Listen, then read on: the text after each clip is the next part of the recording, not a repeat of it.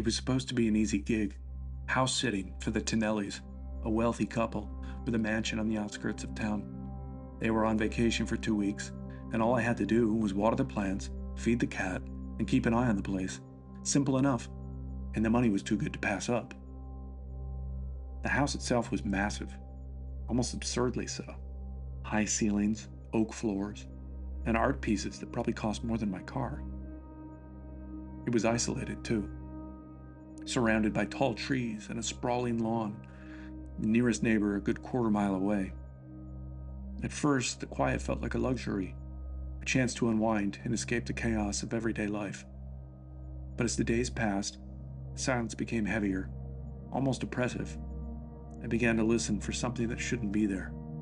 For days, I heard nothing but birds during the day and crickets at night.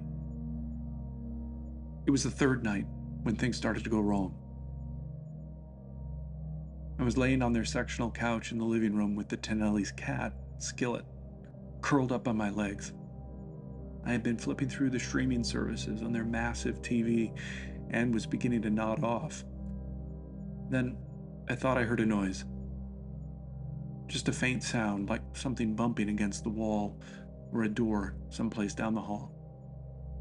I muted the TV and listened, but everything seemed still. The wind had picked up a little bit outside, and I figured something may have fallen over near the house. But the sound came again. This time it was more distinct, a low, grinding noise followed by a soft thud. My heart rate picked up as I slowly stood, scanning the room. I didn't want to admit it, but something new was happening here. I'd grown somewhat accustomed to their house sounds, air conditioner, dishwasher, ceiling fans. This was none of those sounds. Trying to build some confidence, I marched toward the front of the house, down the hallway connecting the living room to the entryway. I was walking fast, but the truth was, I wanted to convince myself that there was nothing to be afraid of. I flipped the switch for the front porch lights and peeked out the window flanking the entryway. I was beginning to believe that I wasn't scared, but there was still no way I was opening the door. Could there be an animal outside? There were black bears in the area known for going through trash cans, but I knew I'd stowed their rolling dumpster in the garage per their instructions. The porch lamp created a half circle of light, pushing back the darkness for 30 feet or so. Grass, the brick paver path leading to the driveway, potted plants, nothing else. Leaving the light on, I double-checked the lock and retreated to the living room. The moment I was there and had stopped walking, I heard an enormous thump. It had come from the backyard, or the patio bordering the room I was standing in. I walked over to the massive glass doors that opened onto the back patio, praying that I'd see nothing but the swaying shadows of trees. Standing at the windows, I knew I'd made a mistake. The indoor lights made it impossible to see out. I was looking at my own reflection and the reflection of the furniture behind me. I called out to the smart home device to turn off the living room lights. With a bright chime sound, the lights snapped out and my reflection was replaced with the silhouette of a figure on the other side of the glass. For a moment, I thought I was imagining it. Was that still my reflection? But then the figure moved. A man, tall and disheveled, wearing dark-colored clothes. He shuffled closer to the windows and pressed close to the glass, his hands splayed against it as if he was trying to see inside. I froze, unsure of what to do. My phone was on the kitchen counter, but I didn't dare move. The man stayed there for a moment, just staring, his breath fogging up the glass. Then, without warning, he started knocking, soft at first, but then harder, more insistent. The sound echoed through the house, sharp and invasive. Every knock sent a bolt of panic through me. I backed away, my pulse racing. The back doors were locked. I was sure of it. But what if he tried to break the glass? My eyes darted to the kitchen, maybe 20 steps away. I could call the police, but I had to get there without him noticing. Slowly, I began to inch toward the kitchen, keeping my eyes on the man the whole time. He knocked harder, the sound now abrasive, angry. And then he started talking.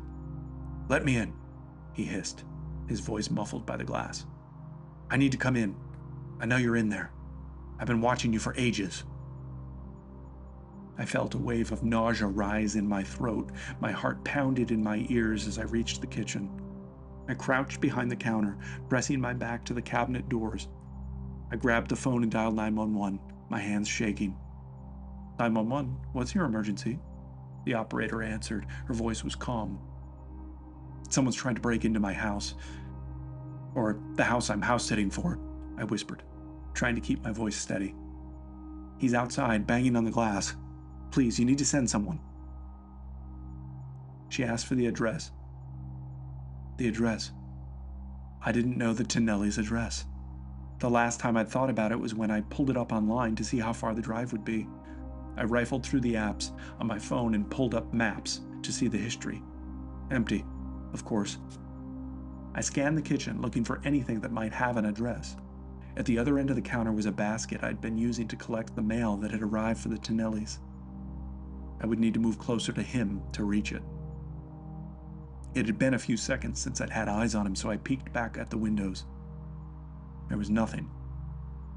"He's gone," I whispered, my voice barely audible. "I don't see him anymore." "Are you safe inside? Are the doors locked?" she asked, her tone suddenly more urgent. "Yes, but..." I froze. The silence was broken by the sound of something being dragged on pavement toward the front of the house. I raced to the other end of the counter and read the address off an insurance bill for the 911 operator. "Stay on the line," she said. "Officers are on their way. Keep all the doors and windows locked and don't leave the house." I nodded as if she could see me. I backed into the kitchen and crouched again behind the counter. The house felt too big, too empty, like I couldn't possibly keep an eye on everything at once. I grabbed a knife from the kitchen drawer, clutching it tightly as I waited for the sound of sirens. Minutes passed in agonizing silence. Then I heard it. A creak from upstairs. My stomach dropped. I knew right away. He'd gotten on top of the garage and opened a bedroom window. He must have thought he could do it quietly enough to go unnoticed. Otherwise, he'd just have broken a window down here. As I waited to be certain before making a move, footsteps. Slow, cautious, coming from the second floor. "He's inside," I whispered into the phone, trying to keep my voice from breaking. "Get to a safe place and lock the door," the operator instructed. "The police are on their way." "I can't. I don't know where that is in this house. I'm getting out." Not waiting for a response, I pocketed my phone. I power walked as silently as I could to the door that led from the kitchen to the garage. As I softly pulled the door shut behind me, I heard footsteps on the stairs.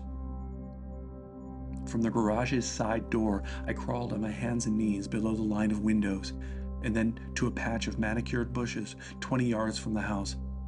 Satisfied that someone inside couldn't see me, I picked up my head and studied the house. I could see him, dimly outlined by the glow of the TV's home screen. His face was gaunt, his eyes wide and alert. The only word that came to mind was unhinged. His clothes hung loosely on him. It looked like a scarecrow staggering through the house. He was shouting now. "I know you're here." He was so loud that I could make out much of it from outside. "You shouldn't have tried to hide. Tell the computer to put the light back on." The 911 operator was intermittently asking for updates. I could hear this faintly from my phone in my hoodie pocket, but I was too scared to pull it out because the brightness wasn't turned down. It would be like a beacon out in the backyard for this lunatic to see. I spoke urgently down toward my stomach. "I'm outside. I can see him walking around in there. How close are the police?" I don't know if she caught that or not, but somehow, as if he had superhuman hearing, the man turned his head toward the patio windows and stared out. I watched, horrified, as he unlocked the French doors leading to the patio and backyard. He took one step out, still looking in my direction. I saw Skillet zip between his legs and bolt toward the side yard. This either didn't surprise him, or he noticed and didn't care. He turned on an exterior light, and I could only hope its beams didn't reach my hiding place. He plopped himself down in a wicker chair on the patio as if he owned the house. "If you're outside, that's fine," he called. "I'll be waiting right here. I want to talk." This guy was deranged. He had the tone of voice of a father waiting to scold their kid. The sirens began whining some distance off. At first, I thought he was going to ignore them. Finally, he stood, looking exasperated. Looking out toward the forest line, he shouted, "This has been a big disappointment, but I'll be back." He loped toward the trees in the direction the cat had been running, and mercifully away from me. He hadn't reached the woods when 2 flashlight beams lit on him from behind. There was almost no scuffle as the cops got him on the ground and cuffed him. I didn't come out and shout to the officers until they had led him back toward the front yard and driveway. They searched the house while I waited on the back patio, staring at the wicker chair he had chosen. When they came back outside to talk, they told me what they'd found inside. One bedroom had a window left open. On the bed, there was a cut length of extension cord, a deck of playing cards, and a hard plastic comb that had been sharpened into a blade at one end. They told me that the extension cord was likely going to be a makeshift rope to bind me, and that I was very wise to get out of the house when I did. One of the officers was really nice and helped me find Skillet and get her back inside. After contacting the Tonellis, I left the house locked and emptied. I spent the next several days with my parents, refusing to leave their basement. Even to this day, I struggle to sleep in any room with a window.